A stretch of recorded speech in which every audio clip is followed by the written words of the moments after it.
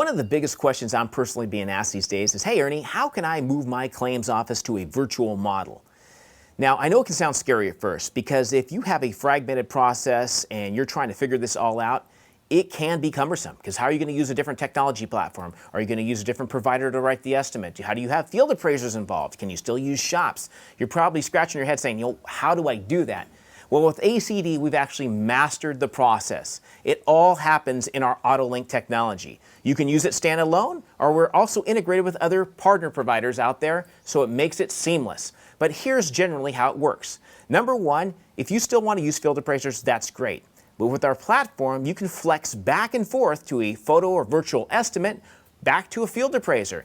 Let's say it goes to a photo estimate and you need an actual reinspection done by a person boots on the ground. It can all happen with ACD. We can write the estimates for you, we manage the process, we make it super simple.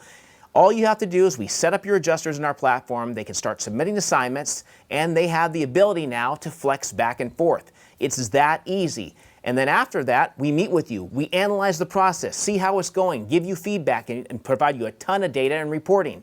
Moving to virtual shouldn't be something you're scared of. It's so simple. Reach out to us today and we can show you how.